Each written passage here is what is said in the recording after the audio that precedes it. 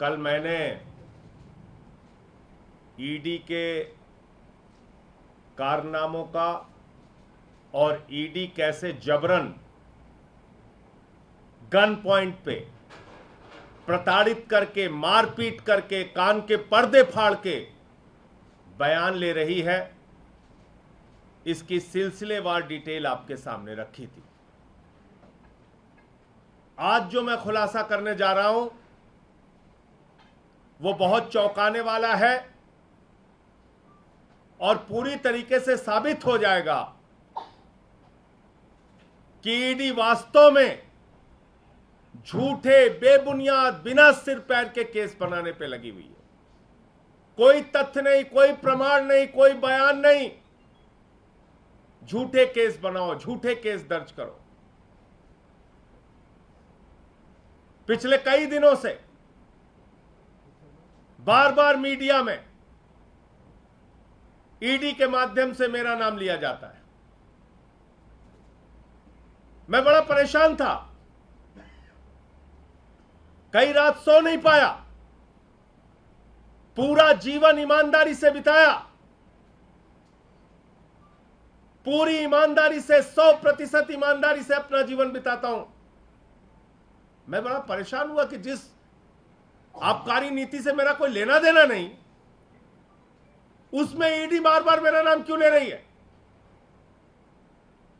अखबारों में, मीडिया में, टीवी चैनल पे खबरें क्यों प्लांट की जा रही हैं। जब खबर चली मीडिया में, मैंने जानकारी ली तो पता चला ईडी की चार्जशीट में मेरा नाम है।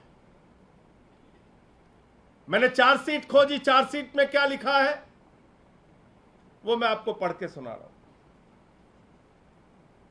ये ईडी की चार्जशीट है, ईडी की चार्जशीट। इस चार्जशीट में कहा गया है कि 1/10/2022 को दिनेश अरोड़ा ने यह बताया कि अमित अरोड़ा की एक दुकान का ट्रांसफर, अमित अरोड़ा की एक दुकान का, शराब की दुकान का ट्रांसफर संजय सिंह के डायरेक्शन पर मनीष सिसोदिया ने किया। अब पहला सवाल होता है कि संजय सिंह कौन होते हैं डायरेक्शन देने वाले। लेकिन इस स्टेटमेंट में लिखा गया, इस चार्जशीट में लिखा गया कि दिनेश अरोड़ा ने ऐसा बताया कि अमित अरोड़ा की शराब की दुकान संजय सिंह के डायरेक्शन पर मनीष सिसोदिया ने ट्रांसफर की। इसका आबकारी नीति से कोई लेना देना नहीं, मैं आपको फिर क्लियर कर दूं। इस अमित अरोड़ा की कोई शराब की दुकान है जिसके ट्रांसफर करने की बात कही जा रही है। यह लीकर पॉलिसी के पहले का मामला बताया जा रहा है। इसको ध्यान से समझिएगा। यह कौन कह रहा है? ईडी कह रहा है। कहां कह रहा है? अपनी चार्जशीट में कह रहा है। कब कह रहा है?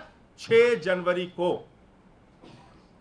6 जनवरी को, यह तारीख याद रखिएगा, 6 जनवरी को जब ईडी अपनी चार्जशीट दाखिल करता है तो उस चार्जशीट में मेरा नाम लिखता है कि मेरे डायरेक्शन पर मनीष सिसोदिया ने अमित अरोड़ा की शराब की दुकान ट्रांसफर की।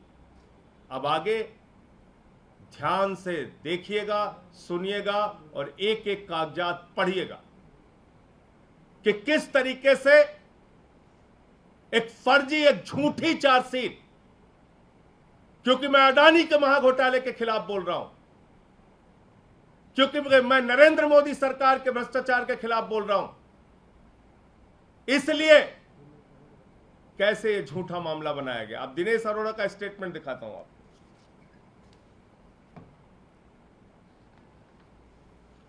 यह है दिनेश अरोड़ा का स्टेटमेंट जो ईडी ने दर्ज किया। यह चार्जशीट है 6 जनवरी वाली और ये दिनेश अरोड़ा का स्टेटमेंट है।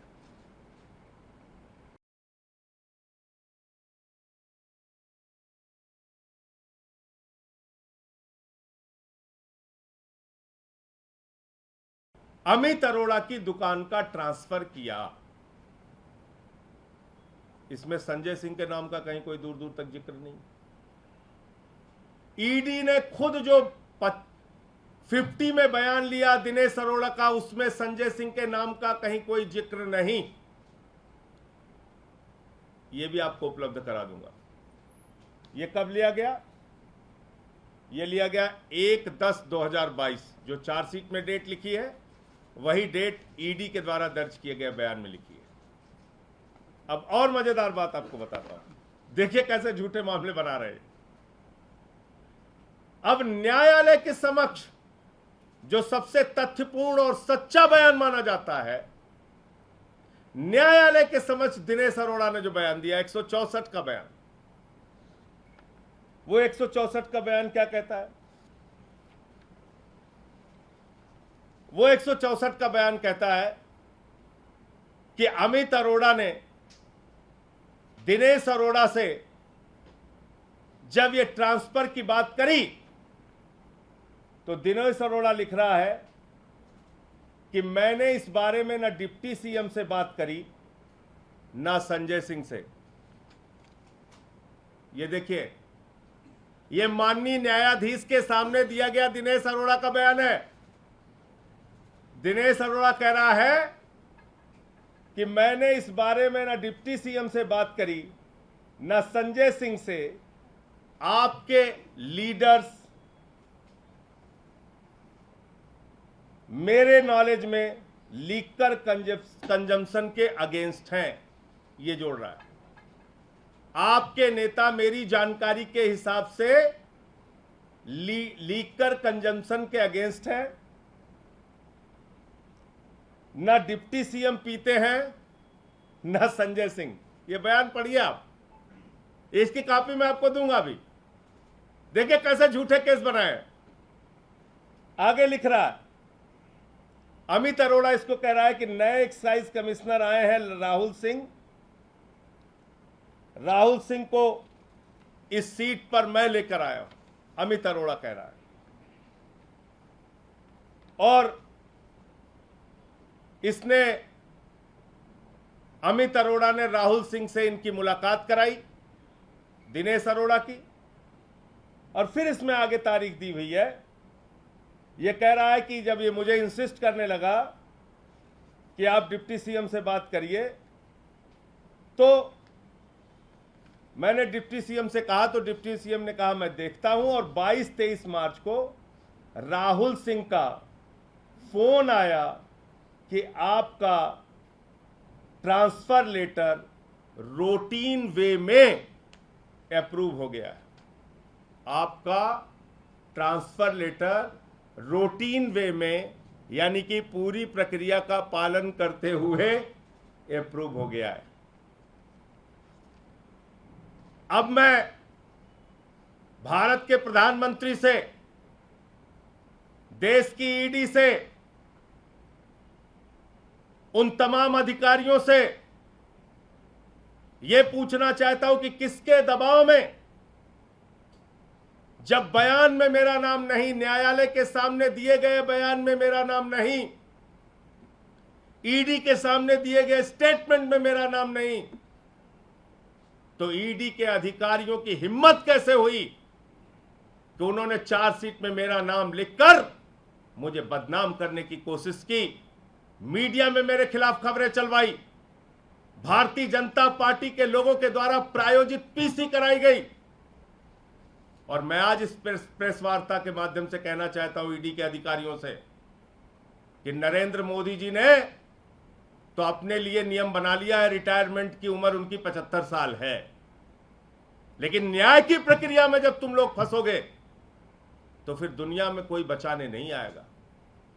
ऐसे झूठे और बेबुनियाद काम मत करो, ऐसे फर्जी बदनाम करने की कोशिश मत करो। और इसलिए क्योंकि इस झूठे चार्जशीट के आधार पर मेरे खिलाफ टीवी चैनल पे खबर चली, मेरे खिलाफ भाजपाइयों ने प्रेस वार्ता करी, मेरे खिलाफ तमाम दुष्प्रचार किया ईडी ने, इसलिए ईडी के तमाम अधिकारियों के खिलाफ, इनके डायरेक्टर एसके मिश्रा के खिलाफ, इनकी अधिकारी जिसने इस पे दस्तखत किया है भानुप्रिया के खिलाफ, इनका आईओ जोगेंद्र सिंह के खिलाफ डिफेमेशन का केस करूंगा, आपराधिक मानहानि का मुकदमा करूंगा, इनको बेनकाब करूंगा। पूरा जीवन ईमानदारी से बिताया है। मैं प्रधानमंत्री जी से कहना चाहता हूं, इस जन्म में नहीं, अगले जन्म में भी भ्रष्टाचार के एक भी सबूत और प्रमाण मेरे खिलाफ नहीं पाओगे। मैंने पूरा जीवन एक फक्कड़ की तरह ईमानदारी से बिताया है, आगे मरते दम तक उसी रास्ते पर चलूंगा। आप ये सब काम कर रहे हो। मैं खुद हैरान था कैसे नाम आ रहे हैं, कैसे कहानियां बनाई जा रही। दिनेश अरोड़ा न्यायालय के सामने बयान नहीं देता, मेरा नाम नहीं लेता। दिनेश अरोड़ा ईडी के सामने नहीं कहता कि मेरे कहने पे कोई लिखकर साफ ट्रांसफर हुई, न न्यायालय के सामने कहता है, बल्कि न्यायालय के सामने तो कह रहा है कि आपके leaders Manish Sisodia, Sanjay Singh liquor consumption नहीं करते, नहीं पीते, और उसके बाद भी आपने मेरा नाम चार्जशीट में डाल दिया। तो डाला क्यों? अब इसकी क्रोनोलॉजी मैं आपको बताता हूं। ये क्यों डाला, ये क्यों दुश्मनी निभाई जा रही मुझसे, ये अब आप देखिए। 12 दिसंबर को पिछले 8 वर्षों में 3000 छापे विपक्ष के नेताओं पे मारे गए और मात्र 23 लोगों को ईडी कन्विक्ट कर पाई, मात्र 0.5%। ये ईडी 20,000 करोड़ का घोटाला करने वाली नीरव मोदी के खिलाफ क्यों चुप रहती है? संजय रावत जी आप बैठे 100 दिन जेल में रहे। मनीष सिसोदिया के घर पे आपने 14 घंटे छापेमारी की। ये मेरा संसद में दिया गया भाषण है। कब? इसमें तारीख लिखी हुई है 12 दिसंबर 2022 को। मैंने ईडी के मिसयूज के खिलाफ लोकतंत्र के सर्वोच्च मंदिर में 12 दिसंबर 2022 को यह बयान दिया कि ईडी 3000 छापेमारी करती है, मात्र 0.5% उसका कन्विक्शन रेट है। लोगों को फर्जी फंसा रही है और जेल में डाल रही है, लोगों के घरों पर फर्जी छापेमारी कर रही है और प्रताड़ित कर रही है। यह मामला देश की संसद में मैंने उठाया और भारत की संसद ने मुझे कहा, माननीय सभापति जी ने मुझसे कहा कि जो बातें आप कह रहे हैं उसको रिकॉर्ड पर लाइए। मुझे प्रिविलेज कमेटी का विशेषाधिकार समिति के द्वारा मुझसे पूछा गया कि जो बातें आप कह रहे हैं उससे संबंधित साक्ष्य लाइए। और आप देखिए, आज तो यह लगता है ईडी भारत की संसद से बड़ी हो गई। 12 दिसंबर को मैं बोलता हूं और 6 जनवरी को चार्जशीट में मेरा नाम शामिल कर दिया जाता है, जबकि 1/10/2022 के बयान में दिनेश अरोड़ा ने मेरा नाम नहीं लिया, और उसके पहले जब 164 का उसका न्यायालय के सामने बयान हुआ उसमें भी दिनेश अरोड़ा ने मेरा नाम नहीं लिया। बावजूद इसके चार्जशीट में 6 जनवरी को 12 दिसंबर के इस भाषण के बाद जबरन चार्जशीट में मेरा नाम शामिल किया जाता है। अब यह देश की संसद में बैठने वाले सांसदों को भी सोचना पड़ेगा कि क्या देश की संसद से बड़ी हो गई है ईडी। और मैं कहना चाहता हूं आज की इस प्रेस वार्ता के माध्यम से उन तमाम लोगों से, क्योंकि भारत की संसद की विशेषाधिकार समिति ने मुझसे कहा है कि जानकारी दीजिए कि ईडी कैसे फर्जी और झूठे मामले बना रहा है। मैं पूरे देश में सुनने वाले लोगों से यह कहना चाहता हूं, अगर आपके खिलाफ ईडी ने फर्जी मामले बनाए हैं, फर्जी मुकदमे बनाए हैं, कृपा करके मुझे जानकारी दीजिए। मैं वो भारत की संसद की विशेषाधिकार समिति के सामने ये पूरा विषय, आपकी पूरी जानकारी, आपके पूरे मामले को रखूंगा। तो ये था मेरा आज का जो खुलासा है वो था। इसमें आपके द्वारा कोई प्रश्न हो, कोई सवाल हो तो आप पूछ सकते हैं।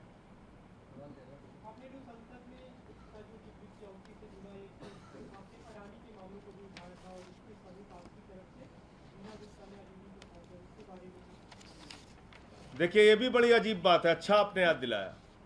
ईडी को मैंने 11 बार मेल की मुलाकात करने के लिए, 11 बार मुलाकात करने के लिए उनसे समय मांगा। अडानी के घोटाले पर मुझे जानकारी देनी है, समय दे दो। अडानी के घोटाले पर मुझे जानकारी देनी है, समय दे दो। कोई जानकारी नहीं दी गई, कोई समय नहीं दिया गया। लास्ट में उनकी तरफ से एक मेल आता है, जवाब आता है कि आप बंद लिफाफे में आकर इसको रिसीव कराइए। तो बड़ी मुश्किल से 2-3 महीने के जद्दोजहद के बाद ईडी का जो उड़न दस्ता है, जो रात दिन सबके यहां छापेमारी करता रहता है, वो उड़न दस्ता, ईडी का वो उड़न दस्ता 2 महीने से मुझे समय नहीं दे रहा था। 11 मेल किया, मुलाकात के लिए समय नहीं दे रहा था। बड़ी मुश्किल से आज अडानी के महाघोटाले पे 4 एपिसोड जो मैंने आपके सामने रखा था, उसकी शिकायतें रिसीव की गई हैं ईडी में। उसकी शिकायतों को उन्होंने लिया है, उसकी रिसीविंग दी है, और अगर इससे संबंधित वो कोई जांच करेंगे तो उसमें जो भी और तथ्य और जानकारी चाहेंगे वो उपलब्ध कराई जाएगी। ये है ईडी की रिसीविंग, और आज ये ईडी में रिसीव हुआ है। और कोई प्रश्न आपके? एक सवाल विपक्षी एकता के बारे में अभी तक जब अरविंद केजरीवाल जी से पूछते थे तब उनका कहना था कि कुछ दल साथ आ जाएं केवल हराने के लिए, ये पब्लिक पसंद नहीं करती है, पॉजिटिव एजेंडा होना चाहिए। लेकिन अब कल नीतीश कुमार जी मिले तो विपक्षी एकता पे सहमति जताई और कहा कि हाँ सबको साथ। देखिए, विपक्षी एकता पे जो मुद्दे उन्होंने कहा कि भाई इस देश में सबसे महाभ्रष्ट सरकार आजादी के बाद की चल रही है नरेंद्र मोदी जी की सरकार, ये केजरीवाल जी ने कहा, और कहा कि इसके लिए सारे लोगों को एकजुट होना होगा, एक साथ आना पड़ेगा।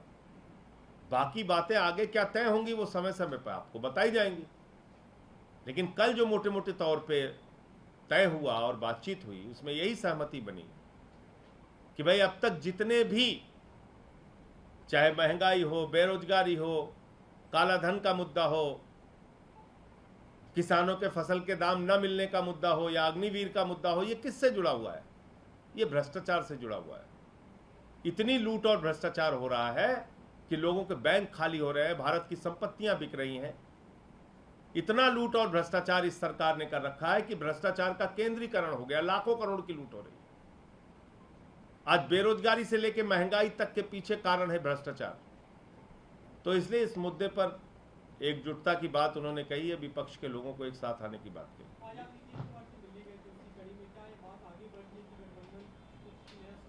अब जब कुछ बातचीत सार्थक होगी तो आपको जानकारी देंगे।